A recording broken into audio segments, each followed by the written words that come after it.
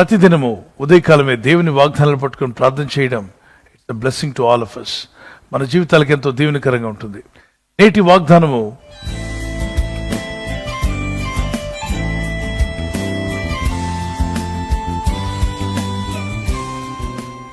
Isaiah chapter 26 verse 3.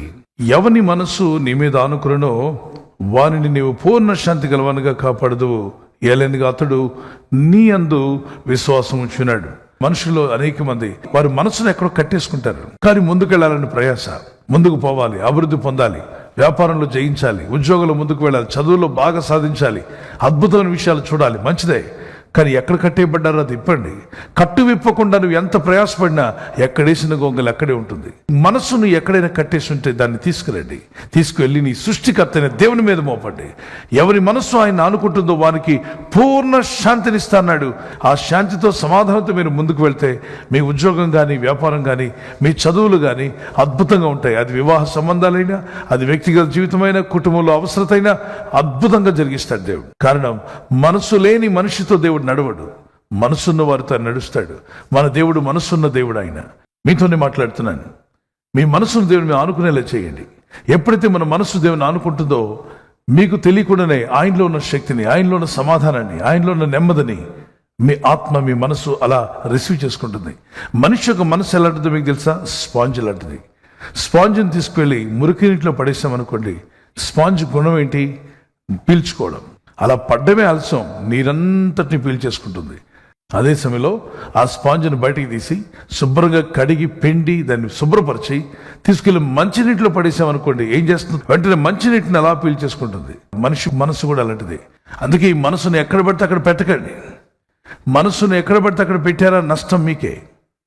అందుకే అంటాడు, ఎవని మనస్సు నీ మీద ఆనుకునో వారిని నువ్వు పూర్ణ శాంతి గలవానిగా కాపాడదు. పూర్ణ శాంతి కావాలా? అయితే మనసును లోకంలో పెడితే లోకంలో శాంతి లేదు. లోకం ఇచ్చినట్టుగా కాదు, నేను ఇచ్చే శాంతి ప్రత్యేకంగా ఇస్తా అన్నాడు. నేను ఇచ్చే శాంతి ఈ లోకంలో ఎవరు ఇవ్వలేరని ప్రభు చెప్పాడు.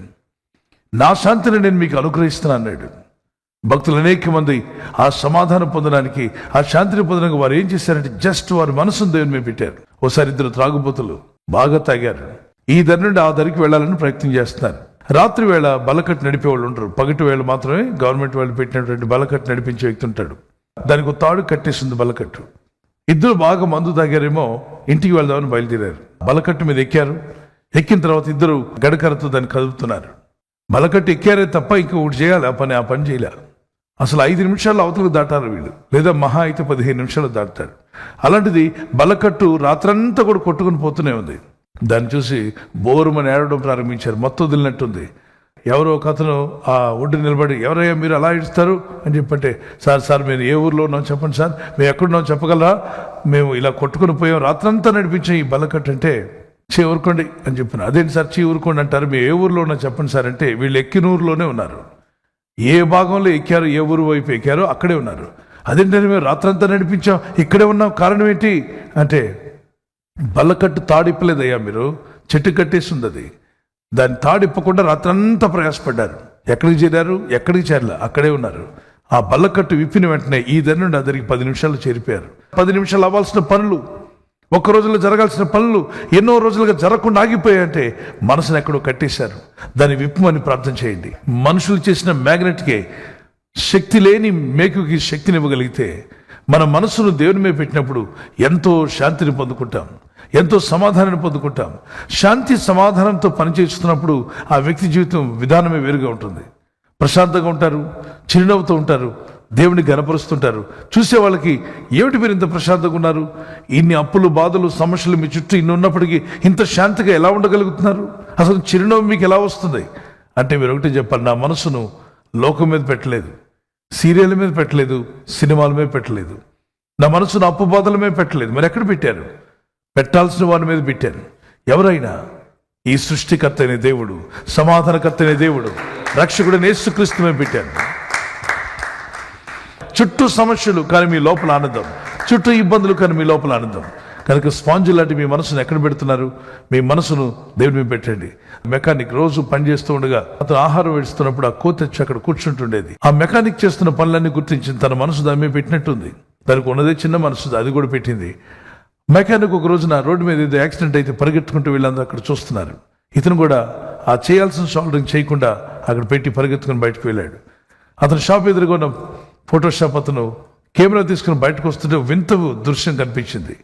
మెకానిక్ కనబడలేదు, కానీ మెకానిక్ ప్లేస్లో కోతి కూర్చొని చక్కగా వైర్కి సాల్డరింగ్ చేస్తుంది.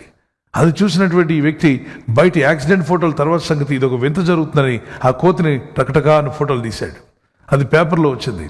కొద్ది రోజులు ఆయన దగ్గర ఉంది, ఏదో ఆహారం వేస్తుంటే తింటూ, కానీ తన మనసు పెట్టేసరికి అది మెకానిక్ అయిపోయింది. ఈ రోజే నా మనసు దేవుని మీద పెట్టాలనుకున్న వారు, can you lift up your hand? I'm sure God is going to give you peace. గొప్ప సమాధానం ఇవ్వబోతున్నాడు మీకు, మీ కుటుంబానికి. ఈ రోజే సమాధానం వచ్చునుగాక. కళ్ళు మూసుకుందాం. ప్రభా, ఈ రోజు నా మనసు లోకం మీద కాదు, నీ మీద పెడుతున్నాను ప్రభా. లోకాశల మీద పెట్టిన మనసును తీసి దేవుని మీద పెట్టే మనసు మీకు దేవుడు దయచేయనుగాక. ప్రార్థిద్దాం. యేసు నీ నామములో ప్రార్థన చేస్తుండగా నీ ప్రజలు వారి మనసు ఎక్కడున్నా అది తీసి నీ మీద పెట్టగలిగే మనసు వారికి సహాయం చేయండి. మా మనసును లోకానికి కట్టేసి ఉంటే దాన్ని విప్పును ఆయన. ఇప్పుడే ఎవరి మనసు దేనికి కట్టివేయబడిందో ఆ కట్టివేయబడిన మనసు విప్పబడి ఆ మనసు దేవుని మీదకి వచ్చునుగాక. ఈరోజు ప్రార్థించి ప్రయత్నించబోతున్న శంకుస్థాపన అయిన, గృహప్రవేశమైన, ఒక బిజినెస్ ప్రారంభిస్తున్నా, ఉద్యోగ ప్రారంభానికి వెళ్తున్నా, ఒక మంచి కార్యక్రమాన్ని ప్రారంభిస్తుండగా, నేను వారి బిడ్డల వివాహం కొరకు ప్రయత్నాలు చేస్తుండగా, వారు చేస్తున్న ప్రయత్నాలు ఫలించలాగున మీ దూతలకు ఆజ్ఞాపించండి. మీరు ఆజ్ఞాపిస్తే కార్యాలు జరుగుతానైనా. ఎవరైనా హాస్పిటల్లో ఉన్నా, ఐసీయూలో ఉన్నా, ప్రభు, ఎవరైతే సీరియస్ కండిషన్లో ఉండి బాధపడుతున్నారో వారికి యేసు నామములో స్వస్థతను అనుగ్రహించండి. కృంగిపోయిన వారిని లేవనెత్తండి. మీ గాయపడిన హస్తమును చాపి వారికి ఉన్న సకల రోగాల నుండి విడుదల ఇచ్చేయి. వారిని లేపి నడిపించడాన్ని సాక్షులుగా నిలబెట్టుకోండి. ఈ ఉదయకాలం ప్రతి రోగి యేసు నామములో స్వస్థత నొందునుగాక. తండ్రి, ఈ దినం ఎవరైతే ప్రయాణమై వెళ్ళబోతున్నారో, అది రైలు మార్గమైనా, ఆకాశ మార్గమైన, బస్సుల్లో, వాహనాల్లో ఎక్కడ ప్రయాణం చేస్తున్నా, రోడ్డు మార్గంలో ఏ వాహనంలో వారు ప్రయాణం చేస్తున్నా, నీ ప్రజలకు కాపాడే దూతలను పంపండి. ఉదయం బయలుదేరి సాయంకాలం ఇంటికి వచ్చేంత వరకు నీ కాపుదల, కాపాడే దూతల యొక్క సహాయము నీ ప్రజలకు దయచేయమని అడుగుతున్నాను. ఈనాటి నుండి జీవితకాలం అంతా మా మనసు నీ మీద ఉంచి కృపనిచ్చి బలపరచమని యేసుక్రీస్తు నామములో అడిగి వేడుకొనుచున్న మా పరలోకపు తండ్రి. ఆమేన్, ఆమేన్. యెహోవా షాలోమ్, శాంతి నొసగువాడా. యెహోవా షాలోమ్, శాంతి నొసగువాడా, శాంతి నొసగువాడా. యెహోవా షాలోమ్, శాంతి నొసగువాడా. యెహోవా షాలోమ్, శుభవేళ స్తోత్రబలి తండ్రి దేవా నీకేనయ్యా ఆరాధన. స్తోత్రబలి తండ్రి దేవా నీకేనయ్యా. శుభవేళ స్తోత్రబలి తండ్రి దేవా నీకేనయ్యా ఆరాధన. స్తోత్రబలి తండ్రి దేవా నీకేనయ్యా. తండ్రి దేవా నీకేనయ్యా, తండ్రి దేవా నీకేనయ్యా, తండ్రి దేవా నీకేనయ్యా, తండ్రి దేవా నీకేనయ్యా, తండ్రి దేవా నీకేనయ్యా, తండ్రి దేవా నీకేనయ్యా, తండ్రి దేవా నీకేనయ్యా, తండ్రి దేవా నీకేనయ్యా, తండ్రి దేవా నీకేనయ్యా, తండ్రి దేవా నీకేనయ్యా, తండ్రి దేవా నీకేనయ్యా, తండ్రి దేవా నీకేనయ్యా. బర్త్డే జరుపుకునే వారికి happy birthday to you, many more returns of the day.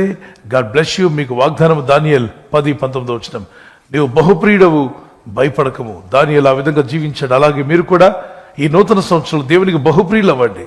ప్రార్థించేవారుగా, భక్తి కలిగిన వారుగా, దేవుని వాక్యం మీద ఆధారపడేవారుగా జీవించండి. మీ జీవితాలు కూడా దేవునికి బహుప్రియులుగా ఉండి వర్ధిల్లుదురుగాక. God bless you with this promise. Marriage anniversary జరుపుకునే వారికి happy anniversary, many more returns of the day.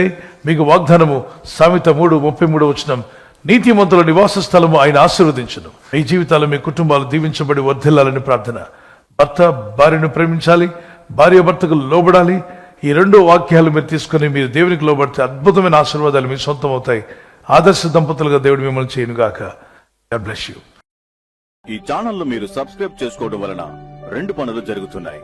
ఒకటి, సువార్త జరుగుతున్నది, ఆత్మలు రక్షించబడుతున్నాయి. రెండవది పేదలకు అనాథలకు ఈ ఛానల్ ద్వారా సహకారం అందించడం జరుగుతుంది. మనం సబ్స్క్రైబ్ చేసుకోవడం వలన అందరికీ సహాయం చేసిన వారమవుతున్నాం. ఖచ్చితంగా ఈ యూట్యూబ్ ఛానల్ ను సబ్స్క్రైబ్ చేసుకొని బెల్ బటన్ ను క్లిక్ చేయండి. మీకు వెంటనే మెసేజెస్ పంపబడతాయి.